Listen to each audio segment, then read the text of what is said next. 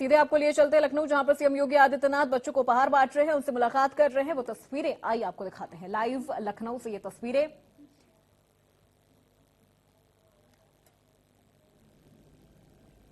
निपुण बाल बालिकाओं के लिए राष्ट्रीय शिक्षा नीति के अनुरूप निपुण प्रदेश के निर्माण के लिए इन सबको भाषा और गणना में दक्षता दी जा रही है। निपुण असेसमेंट टेस्ट किया गया।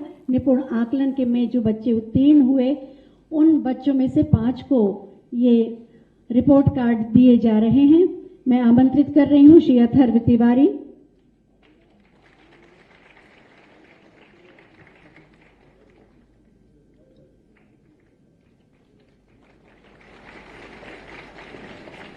रजनी भारती कक्षा 2 की।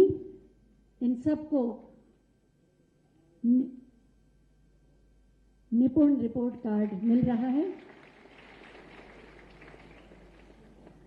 सौम्या सोनकर कक्षा 3 के लिए निपुण रिपोर्ट कार्ड।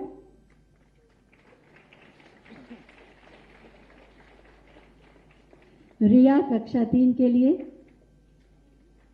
निपुण बालिका रिपोर्ट कार्ड। सत्यम गुप्ता कक्षा 3 के लिए निपुण असेसमेंट टेस्ट में ये बच्चे उत्तीर्ण हुए। बहुत बहुत धन्यवाद माननीय।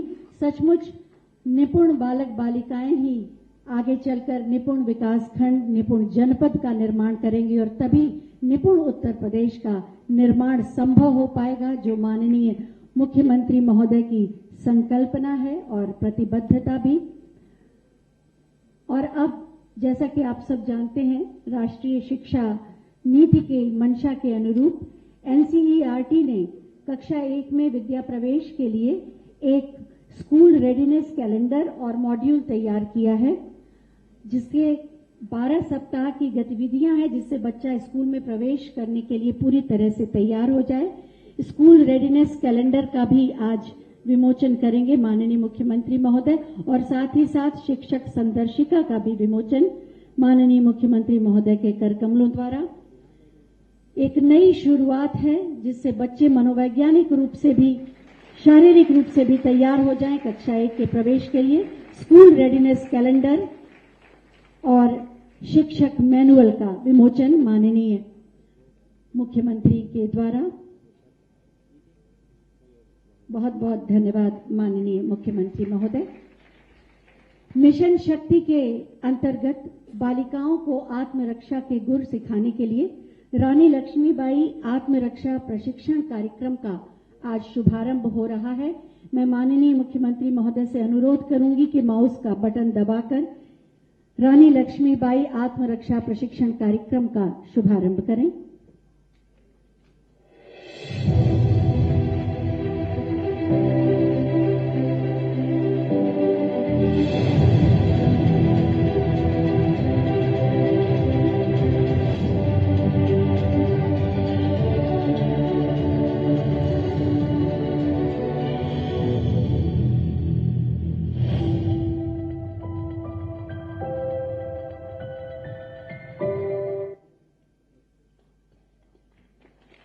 और अब मैं माननीय मुख्यमंत्री महोदय से अनुरोध करूंगी कि रानी लक्ष्मीबाई आत्मरक्षा प्रशिक्षण के मॉड्यूल का भी विमोचन करें। इस प्रशिक्षण में सहयोग किया गृह विभाग, एसआईआरडी और समग्र शिक्षा विभाग ने। 46,000 स्कूल तक पहुंचने का लक्ष्य है और 2 लाख से अधिक बालिकाओं को इससे लाभ होगा। 12,000 पीटीआई इसका प्रशिक्षण देंगे।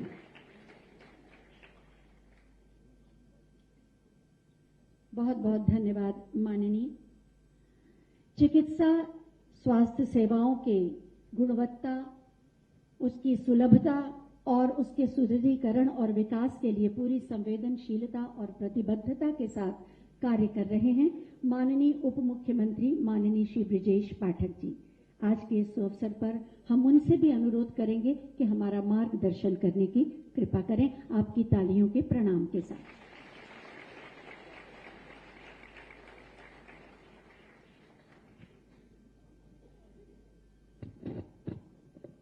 स्कूल चलो अभियान एवं विशेष संचारी रोग नियंत्रण अभियान के शुभारंभ के गरिमामयी एवं भव्य समारोह में हमारे बीच में उपस्थित हैं उत्तर प्रदेश सरकार के लोकप्रिय आदरणीय मुख्यमंत्री आदरणीय योगी आदित्यनाथ जी, कृषि उत्पादन आयुक्त आदरणीय मनोज कुमार सिंह जी, प्रमुख सचिव अपर मुख्य सचिव बेसिक शिक्षा आदरणीय दीपक कुमार जी, प्रमुख सचिव चिकित्सा आदरणीय पार्थसारथी सेन शर्मा जी, उपस्थित सभी अधिकारीगण, अन्य व्यवस्था से जुड़े भाई बहन, प्यारे बच्चों, पत्रकार मित्रों, आज पूरे उत्तर प्रदेश में दोनों ही बहुत ही महत्वपूर्ण कार्यक्रम प्रारंभ किए जा रहे हैं माननीय मुख्यमंत्री जी के कर कमलों द्वारा। स्कूल चलो अभियान के अंतर्गत 6 वर्ष से लेकर 14 वर्ष तक के बच्चों को हम अपने विद्यालयों में प्रवेश के लिए आग्रह करने उनके अभियान चलाकर घर घर जाएंगे, उनसे बात करेंगे, उनके अभिभावकों से, और बच्चों को स्कूल में हर प्रकार की सुविधा कॉन्वेंट विद्यालयों से भी बेहतर मिले, इस बात के लिए सुनिश्चित संकल्प लेंगे। मैं बधाई देना चाहता हूं उत्तर प्रदेश के उन 5 करोड़ परिवारों को। माननीय मुख्यमंत्री योगी जी के नेतृत्व में उत्तर प्रदेश में बेसिक शिक्षा विभाग ने आमूलचूल परिवर्तन किया है। 2017 से पहले हम लोग भ्रमण पर जब विभिन्न क्षेत्रों में जाते थे, जनपदों में, बेसिक शिक्षा के स्कूल एकदम खंडहर बन चुके थे। कई जगह देखने को मिलता था लोग जानवर बांधते थे, भूसा भरने का काम उनके कमरों में करते थे। बच्चों की संख्या दिन प्रतिदिन 2017 से पहले गिरती जा रही थी। पूरी तरह से बच्चों के भविष्य को अंधकार में बनाने का काम तत्कालीन सरकारों ने किया था। हमारी सरकार ने इस पीड़ा को समझा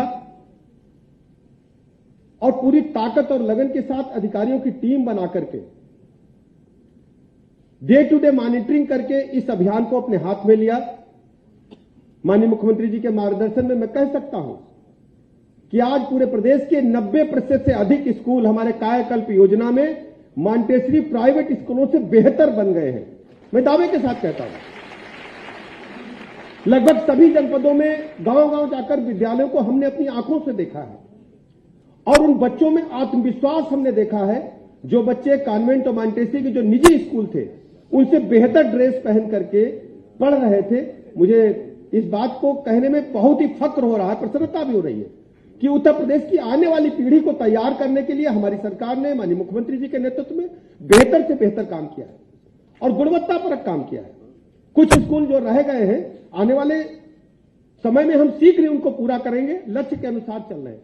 और सबसे बड़ी बात यह है कि इसमें सरकारी संसाधनों का उपयोग कम से कम करके हमने विद्यालय में पूर्व छात्रों को, अधिकारियों को, क्षेत्र के सम्मानित लोगों को जो अपने परिजनों के नाम पर या खुद विद्यालय को मेंटेन करना चाहते हैं, इस प्रकार से कायाकल्प योजना को चला करके अद्भुत परिणाम हमारे बेसिक शिक्षा विभाग ने दिया है।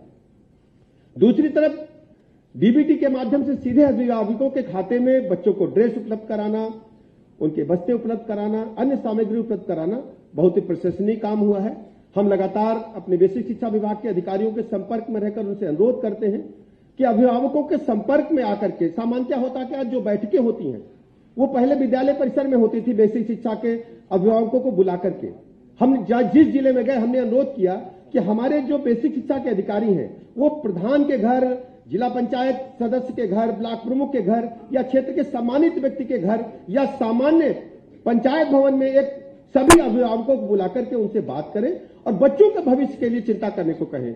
उनको ड्रेस के लिए, उनको उच्च कोटि के खाद्यान्न सामग्री जो मिल रही उसके लिए, सबके लिए व्यवस्थित ढंग से बच्चों को जिंदगी को उच्च स्तर पर बढ़ाने के लिए काम करें। हमारी सरकार प्रदेश के 5 करोड़ परिवारों तक आज से एक अभियान के तहत पहुंचने का काम कर रही है। हम आज विशेष संचारी रोग अभियान प्रारंभ करने जा रहे हैं और सबसे बड़ी बात यह है कि इसमें हम घर घर जाएंगे।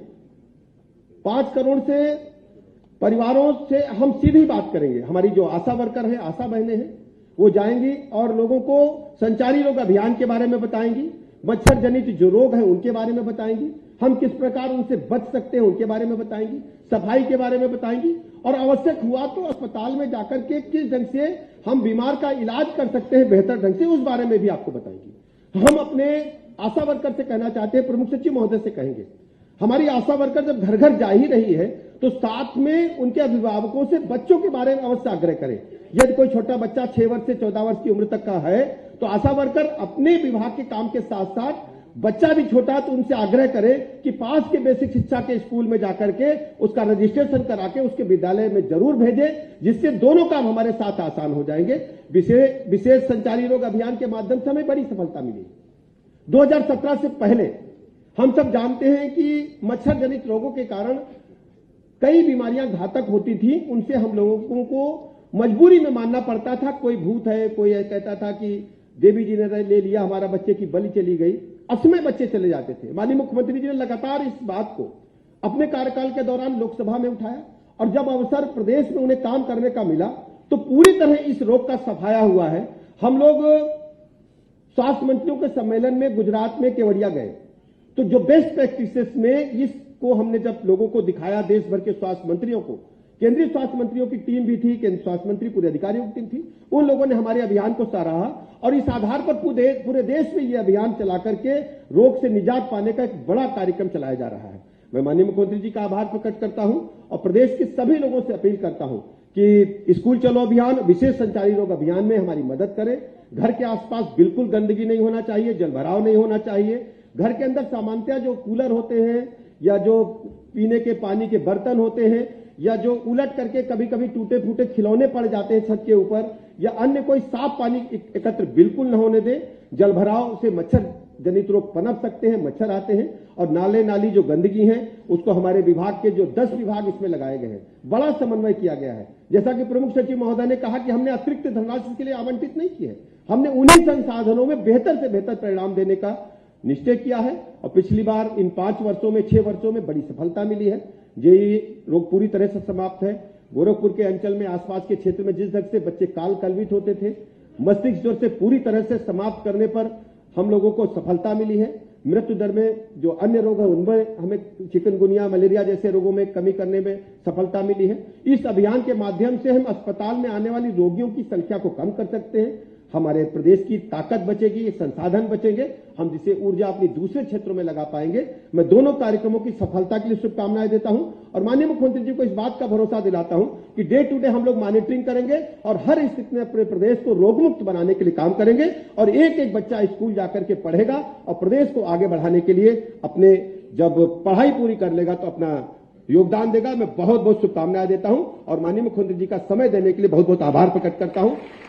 आज चूंकि हम लोगों को जो माननीय मुख्यमंत्री जी ने आकाशात्मक ब्लॉक तय किए वहां मुझे जाना था, संडीला पास में है, तो मुझे पता चला कि 11 बजे माननीय मुख्यमंत्री जी लखनऊ से करने वाले हैं, तो हमने उस कार्यक्रम को 1 घंटा आगे बढ़ा दिया। मैं माननीय मुख्यमंत्री जी के साथ रहकर के अभी संडीला जाऊंगा और हमारे राज्य मंत्री जी दूसरे जनपद में जाकर के उस कार्यक्रम को शुरू करेंगे। मैं कार्यक्रम की सफलता के लिए शुभकामनाएं देता हूं और पुनः माननीय मुख्यमंत्री जी को भरोसा दिलाता हूं कि पूरी तरह से 100% लगन से काम करके हम पूरी तरह से प्रदेश को संचारी रोग अभियान चलाकर रोग मुक्त करने का हर संभव प्रयास करेंगे। बहुत बहुत धन्यवाद।